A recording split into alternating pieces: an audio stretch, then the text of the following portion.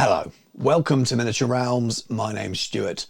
The Empire of Man is here for Warhammer the Old World, or at least if he's not here right now, it's up for pre-order depending on when you're watching this video. And Games Workshop have very kindly sent me a few items along ahead of time to do a few videos on, and they very kindly sent me some Empire State Troops, and I thought it would be a perfect opportunity to do a big painting video where I cover 4 provinces.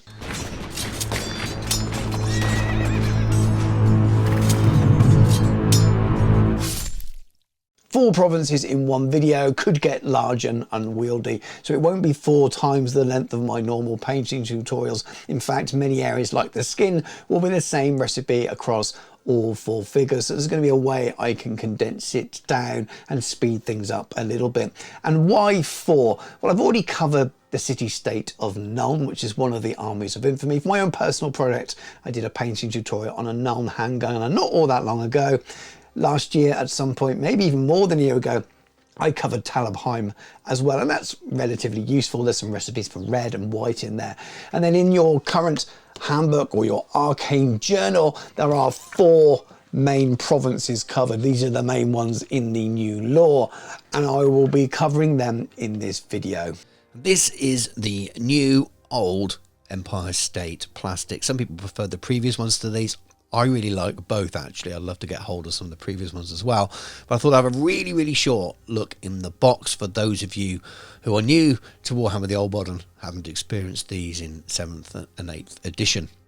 Now, these miniatures are pretty detailed, and that's one of the complaints that a lot of people have played fantasy when you've got to paint so many miniatures. There's lots of little finicky bits around their belts, their waist, lots of little symbols and emblems and things, so that detail is cool.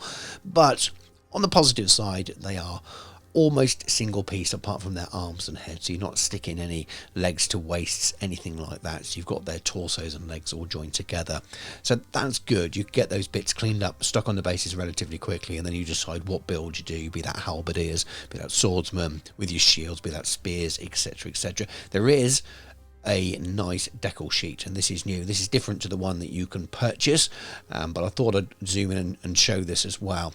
Now, I'm not sure where you'd use a lot of this, mostly on the banners. I think maybe on some of the little bits they've got hanging around their waist, you could put some of that text on, but they're great to have. And I'm quite a fan of this era of miniature. I think there's a fairly nice balance between the sort of detail of the sculpt and how modern they look. And I don't think they look too old when they're painted up. Maybe a few of the things around their belts I'd rather have as optional extras, but again, at least you don't have to glue them on. So let's get back to the book and what we're painting. We have the bigger Grand Counties. So we've got the Grand County of Osterland, we've got the Principality of Reichland, we've got the Grand Duchy of Talabheim, and the Barony of Westerland. Those are the 4 larger political areas outside of the city-state. So we've obviously got Nuln, and we know about that for the Army of Infamy as well. So the Grand County of Osterland, obviously that's very Middenheim colours. The Grand Duchy of Talabheim, which is that striking red and yellow of Talabheim, slightly different to the red and white you get from Talabheim. Principality of Reichland is something very plain, and it's the same as it's always been as well, so predominantly white with little touches of red. Then we have the Barony of Westerland, which is kind of new. That had disappeared and changed to the wasteland in the world that was. So at this time, it was still under more of a group control, but you're looking at Nordland area, you're looking at Marienburg. I wanted to use those new colour plates as the inspiration. The Uniforms and Heraldry Guide is amazing if you've got it. It's very expensive on eBay if you haven't. Can find the colour plates very easily online for further inspiration, but I'm going to use those examples as my inspiration. And I've built 4 spearmen and I've primed them black, ready to go. I'm an airbrush user, but I will give you a way of doing this without an airbrush, and after this initial stage it's not used again during the tutorial. So if you're not an airbrush user, don't feel you have to go away now. I'm adding a layer of zenithal white here, starting top down, but I do move on to the sides as well. And essentially what I'm building up is very much a grayscale miniature, but when you turn it upside down, you can still see some black in the undercuts and the shadows. A lot of the base coating I do will be using contrast paints. What that enables you to do is leave some areas just as contrast if you should wish to, but also it provides you with a subtle highlight already of which you can build up standard layering highlights using normal acrylic paints. Afterwards, it kind of tells you where to paint, helps you know what kind of colours to go for, and if you want to leave areas just in contrast, you can as well. And by having a zenithal painted miniature before a contrast, you'll get a better effect, in my opinion, than you do if you just go for like a plain white. And this is what they look like with just the zenithal layer. And you can see if I turn them upside down, they're a little bit darker grey. It's always hard to video this because the white balance of the camera doesn't show off the gradients as much as it does to natural eye. I'm adding a little bit of white paint here to my texture palette, and I'm going to use a soft dry brush. I'm just going to go over and do a very light dry brush over the whole miniatures, trying to pick up on the edges and the harsh detail, not the flat areas. So I'm trying to be super light with this. This will again push those highlights that you get when applying contrast glazes over the top even further. Many of you will have seen this technique called slap chop, done over a grey miniature and over a black miniature. Now, if you don't have an airbrush, I would suggest priming in a very light grey, like a Halford's grey in the UK, and then dry brushing in white on the top. That's it for airbrushing. We're moving on to contrast colours first. Guilliman Flesh, Shaiish Purple and Vulpes Pink. And this will be my basic skin recipe. And again, I think this will look good enough just with those, but I will add a touch of highlight at the end to allow you guys, if you are following along at home, to leave what detail you want to yourself and what layers you want to leave off. Guilliman Flesh to start with, unsurprisingly, a nice even coat over all the flesh, enough so it runs in the recesses, but not so much that you don't get that nice natural highlighting effect in the way that these paints are designed to do. Once this has dried, I move on to the Shaiish Purple. I'm using this to add a little bit of tonal variation to the skin, and because it's a colder, darker colour, I'm using it as a shade. I'm adding it around the cuffs there, and you can see where the shadow would form from the clothing over the skin. I also add it in underneath the brim of the hat, and even more importantly, right into the eyes, around the edges of the nose, and it really adds that shadow. Now, if your paint you're using, say you switch this Shaiish for something like Leviathan Purple, that's much stronger in pigments, you might want to thin it a little bit more. I find with these on my wet palette with a little touch of water, it's just enough for this process. I move on to the Reditome, the Vulpes Pink. I'm applying this to the top of the hand around the knuckles and letting it to run in between the fingers, which just adds another warmer tone to the skin as well. You could do lots of different things. You could add green glazes here if you wanted to look more of a sickly white cold kind of colour. And again, when I reach the face, I'm focusing this more on the cheeks, around the mouth, maybe over the nose as well. And you just get different tonal balances over the skin because you're adding very thin glazing layers rather than slapping it on thick like a wash. You get this really nice skin effect without having to do any highlighting. The underpainting has done it all for you. You could absolutely leave it like this, and if you're painting 20, 30, 40 in a block, not that anyone is running that many infantry these days, but you could leave it like that. Now what I'm doing here, I add in the eyes before I touch up the skin at the end in case I mess it up. But now we are moving on to Elven Skin from the Two Thin Coats range.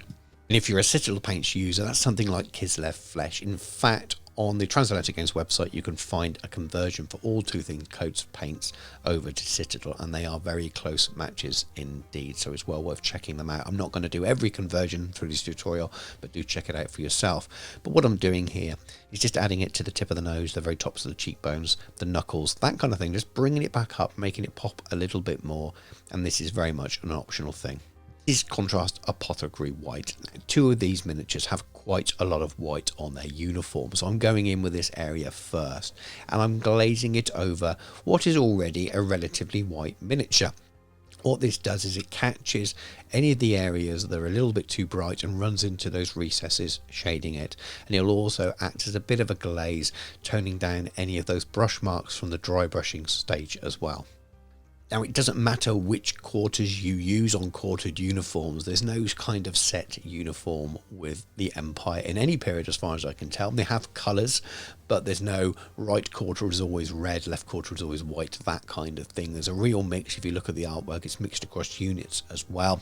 So enjoy mixing it up a little bit. Don't overly worry. Sometimes you'll go for a certain colour on the trousers and a different colour on the top. As long as those predominant state or province colours and match that is in the law, then that's going to look like that province. It's as simple as that, really. So just have some fun with it and enjoy the variation. This is Trooper White from Two Thin Coats. You can use any off-white through to pure white, whatever your preference is really, as long as it's a white that thins nicely and you've got some control over it. And you do want it relatively thin here. The thinner it is, the less likely you're going to get the chalky marks that you can sometimes get while painting white.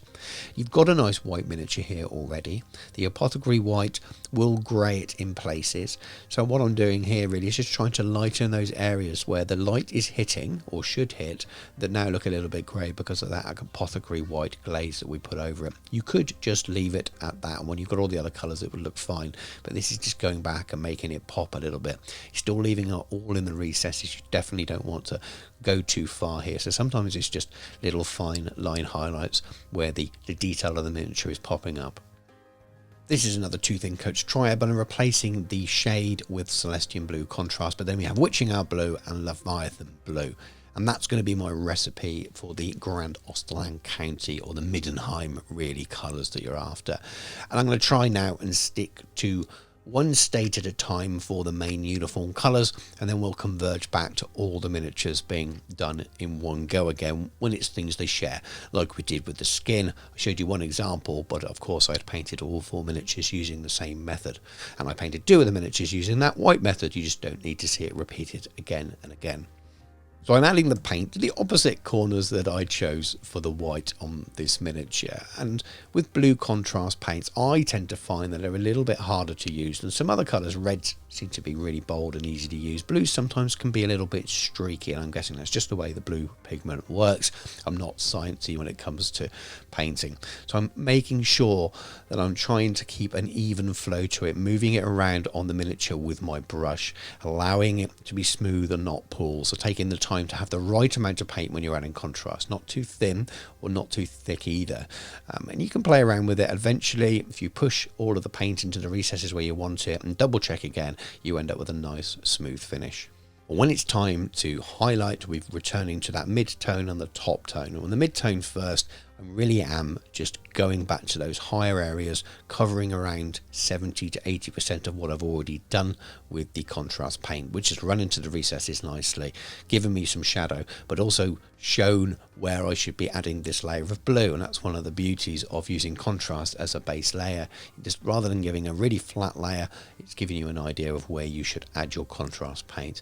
And when you can find a mid-tone that matches very, very nicely of what the lighter areas of the contrast, if you can imagine where the shadow forms and where the lighter areas look, if you can find one that matches that or very, very close to it, it really, really helps you get your base coating done quickly, but then also help you with this second layer. As we reach the top tone, I'm really focusing round to the edges. I've got both paints on my wet palette, so if I feel I've gone a little bit too heavy, I can always mix some of that mid-tone back in. There's a little bit of wet blending goes on here, especially when you've got such large flat areas of clothing. Sometimes just to get it right, you do what you're comfortable with your level of painting. Some people don't like to wet blend, they'll just want to layer, so it's up to you. And it also depends, I suppose, how strong you want your highlights to look. Do you want to see those definitive highlight lines and the standard layering lines, or do you want them to be a little bit more of a smoother blend? So the number of layers of highlight you do may well increase if you want to keep those blends a little bit smoother.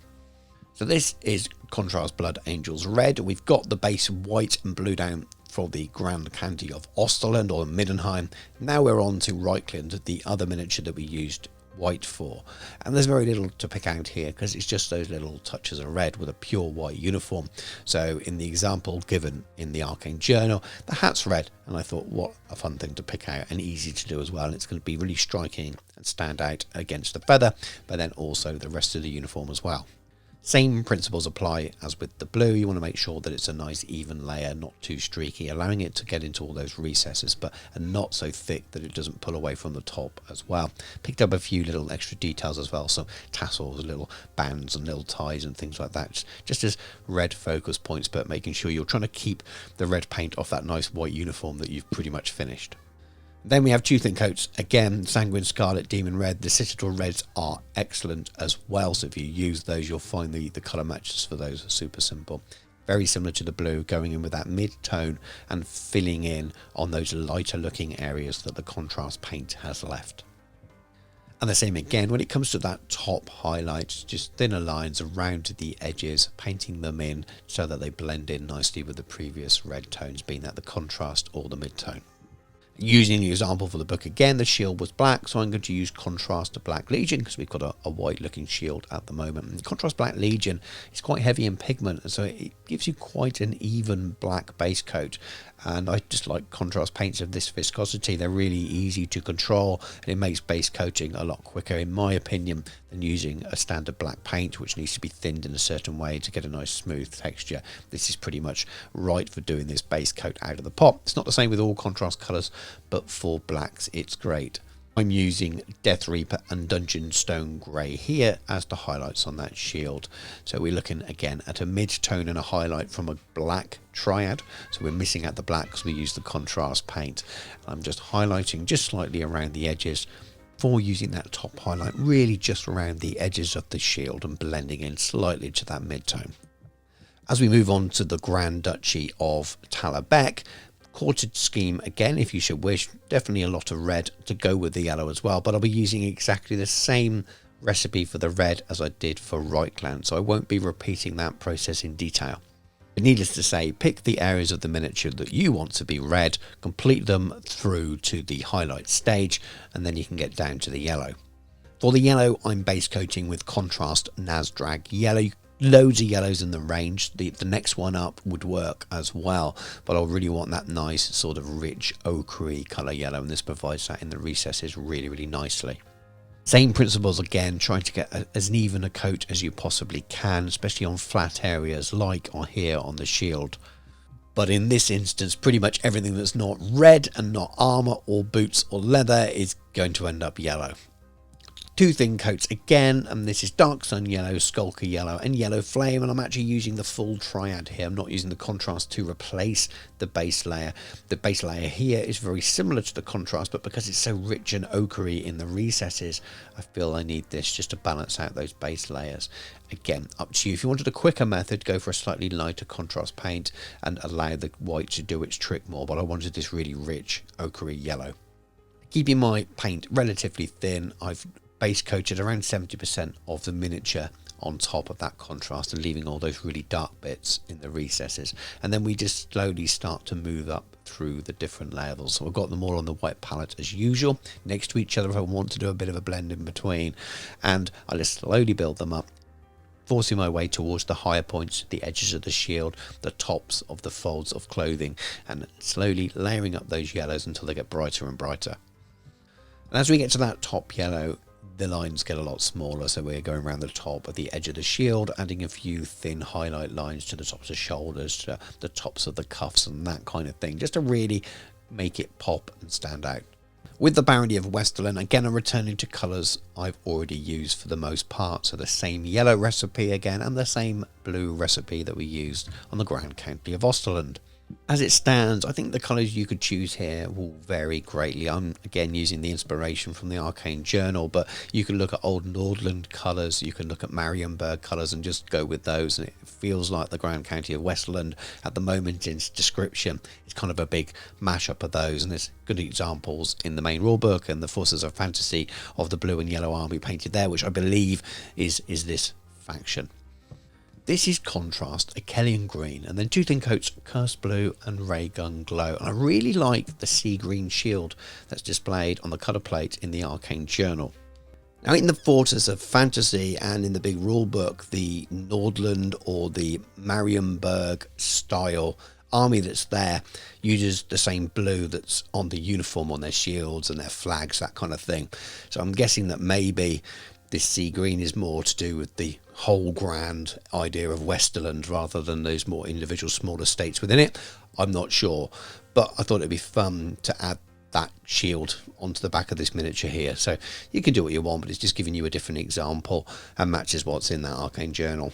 But it's the same method as all the previous. Base layer, smooth in contrast, and then building up from those next two layers with the mid-tone and the highlight, having them both on my wet palette, allowing them to wet blend a little bit, and that final touch just around the edges of the shield. And then at the very bottom it's slightly curved and the light seems to hit there. Now this is two thin coats Dwarven Iron, but you can use any dark gunmetal style metal here. Now, you'll often find on my other videos, if you're a regular viewer, that I paint with a coppery tone first before adding my more silver tone metals on. I'm painting this with the idea that you'll have a lot of these to paint in a unit, and there's lots of other detail on these miniatures and lots of other colour as well, and the metal areas are quite small, so I'm trying to simplify it a little bit. So I'm just painting on the ends of the spears here. You've got these little bands halfway down the spears that I've decided are going to be metal. You don't have to be that way, you paint them the way you like. And then we have little areas of breastplates or some leg armour on 2 of the miniatures, I think, before we move on to some of the other details. So the odd sword blade here or there, the pommel, that kind of thing, maybe a belt buckle. You can vary it between the different miniatures.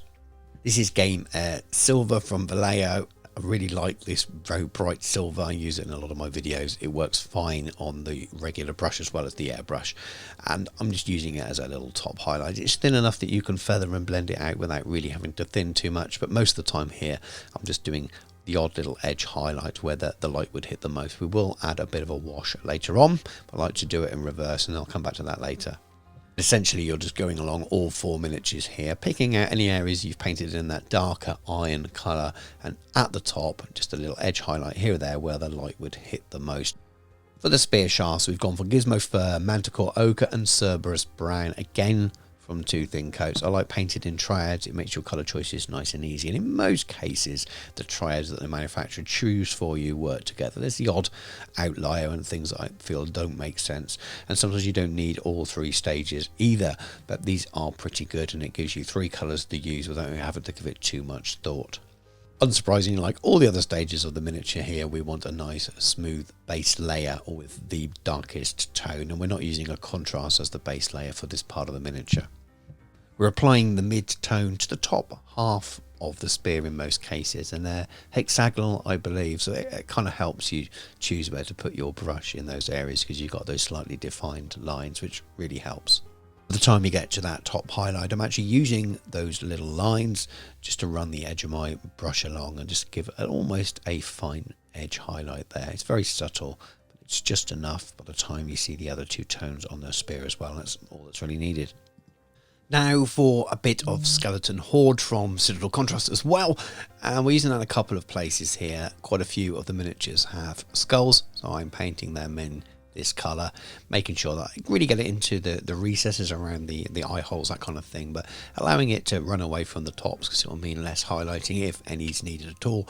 Some of them have some script or pages where you could write some script detail, or maybe even put some of those decals on, which are provided in the set. So I'm using the same base colour here, but I'm also using it on those spear shafts as well, just around where they join the hands, where you've got those little metal bands, or towards the top of the spear as well, whether it's the metal shaft or that little bit of filigree that's on there as well, those little tassel things. So I'm just using a little bit there, just adds a little bit of darker tone and shades it a little bit. So this is a recipe for some leather, so Cygor Brown from Citadel Contrast and Boar Hide and Fur Cloak from 2 thin coats. The Cygor Brown, I use it all the time at the moment, and you'll have seen it on lots of tutorials recently. It's a really nice, deep, rich, reddish brown, and I'm using it for all of the leather areas. And these miniatures, I've decided to paint all of their shoes the same leather colour. You could go for black if you wanted to, and again, if you're doing a big unit, you might want to mix it up. But we've also got a few other areas left over as well. So we've got belts, we've got straps holding up armour, we've got some scabbards as well. Well, I just worked my way along all 4 miniatures here using the same processes, which would be very similar if you were batch painting a single unit anyway. And it's a little bit fiddly, a little bit of a pain. There is lots of detail, which is nice in one instance, but obviously a lot of work in another. Then we're on to that mid-tone. It feels really quite reddish and bright when you first put it on, but as soon as it dries, it looks much more subtle. And it's a really nice complement to that Cygor Brown paint. Then it's just a matter of going back over all the other leather areas, and because this is a rank and file miniature, I'm tending to put those highlights in the centre rather than going for thin neat lines either side of a leather strap. It's also quite roundish on this, if that makes sense, the detail, quite curved over, so you haven't got defined edges in quite the same way. Then after that we move on to that top highlight, and it really is just a few thin lines here or there where they show most just to make it pop and stand out. This is Scale 75's Metal and Alchemy range, and we have Necro Gold and Elven Gold. It's quite a desaturated colour, the Elven Gold does bring it up quite a lot. And I'm just using it on any remaining areas of metallics, and I left a few things off, so some hilts, some pommels, some decorative areas on scabbards and things I left as well, just because it would have been too much silver. Maybe they're right next to the armour, so I didn't want to paint them in the same iron colour that we were using before. So it doesn't take very long at all. It's only a couple of little areas on each miniature, so it's just a little base coat in with that Necro Gold and then a quick highlight with the Elven Gold. Now it's time for the hair super quick recipes. We've got a Yandan Yellow Contrast and Phalanx Yellow for highlight, both from Citadel. Because we've got those zenithal almost white miniatures, in most cases the hair looks kind of greyish white at the moment. You can just pop that contrast paint straight over and then you can do a very quick subtle highlight. The blonde one was really easy. This is also an alternative yellow should you not want to go down that Nazdrag yellow route. For the next chap we have Contrast Black Legion and Dungeon Stone Grey. Again, we've got a whitish looking beard, so the contrast black goes over quite nicely and it already looks slightly highlighted.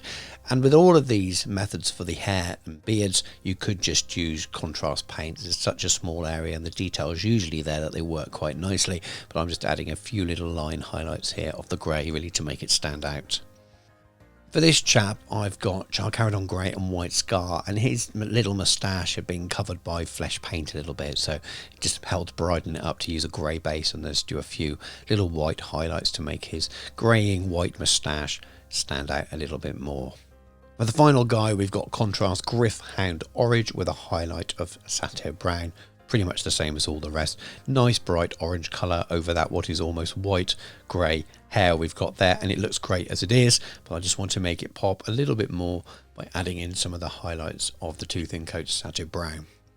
Very much approaching the final stages now. This is grease, which is a ready mixed oil wash from Scale 75 from their Soilworks range. If you don't have any oil paints, you could use some Seraphim Sepia mixed with a bit of Agrax Earthshade. It's probably a 50-50 mix of those. If you are going to opt for oils and you haven't used them before, you want to opt for an old brush at this stage. I'm using them because they run into the metallics really beautifully, leaving the top areas mostly clear, so you don't have to go back and highlight again afterwards, and they really shade well in those recesses and almost look a little bit dull and grimy, so give them a go if you haven't tried already.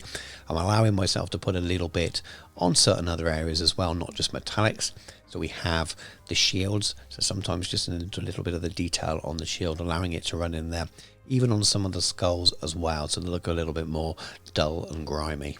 Most important thing is with oil paints, you can actually take them back off afterwards. I don't do it in this case, it looks nice the way it is, but you can use some clean white spirit to go back with a clean blush and remove them afterwards. Once those are fully dry, and it can take a full evening for oil paints unless you use a hairdryer, it's time to finish off the bases. And I'm not going to go through my basing regime for this. Maybe I'll leave that in a video when I've got a little bit more time and we're not trying to paint 4 different colour schemes. But at last, I'm adding a few little touches that you may have seen in my other videos, some tufts and some mud effects and some pigments and things like that, before adding, in my opinion, the best way to rim your bases, a nice plain black, but you do you. Let's have a look at some proper pictures. Now, that was quite fun. It can be a little bit daunting painting 4 different recipes, and I didn't know how it would come across in a video as well, but I also knew I'd never get around to doing individual tutorials for all of these. Not only would it be hard to do, people wouldn't watch them. I've already painted 2 inventory miniatures for Empire already, and as much as people request certain states and certain provinces, in reality each time it's diminishing returns in terms of views and things, and it does matter a little bit because it does take quite a long time to paint a single miniature and turn it into a 20-minute tutorial. Anything from 4 at the quickest, maybe up to 8, even 10 hours sometimes when you record and then edit and do the voiceover like I'm doing now, and I love doing it. But to do one and cover each province would be very, very difficult. So I thought it'd be really fun. I was going to actually kindly sent me that set to cover those 4 main large provinces, the ones that have the ruler that's vying for power in those areas in this current old world timeline. And obviously all those other small states still exist as well, so you can still paint your army any other way. But I've covered now almost the 6 main players, I would say. There will be other things as well, but giving you a really good idea. And there's lots of colour references there, so even if you want to pick one of the smaller states, you may well find, oh, there's a recipe for red there, a recipe for white, etc, etc. Greens is probably not coloured, but yeah, you can always ask me some questions around that, and maybe I'll get around to doing one of those in the future. But I hope you've enjoyed it, and I hope you found it useful.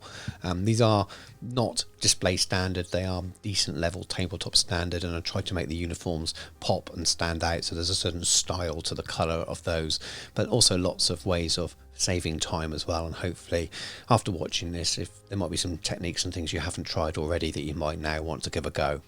If you have enjoyed the video, please do give it a like, drop a comment below, and consider subscribing to the channel. There's going to be an awful lot of Empire videos coming in the next few weeks, and then beyond that, loads and loads more old world content as well. It's going to continue, and there's lots of content already on there. So if you are new to the channel, finding it because of this release, do check out those older videos, and also check out the videos for all the other game systems that I cover as well. In that same video description, you'll also find a link to the channel's Discord, which is free to join and a really nice friendly place to go and chat about all things wargaming and miniature painting. You'll also find a link to my Patreon, which really is the best way you can support the channel. There's 4 different tiers to suit different needs, ranging from basic support all the way up to painting, tuition and coaching. I also have a t-shirt store as well from Team, so do check those out. But thank you very much for watching. Take care, and I'll catch you soon.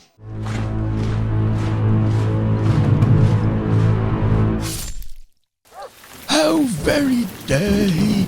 I am a great dwarf wizard. I need a drink. At least it's dry in here. What can I get you? Just in time for tonight's entertainment. Here, look at them. Is that take that?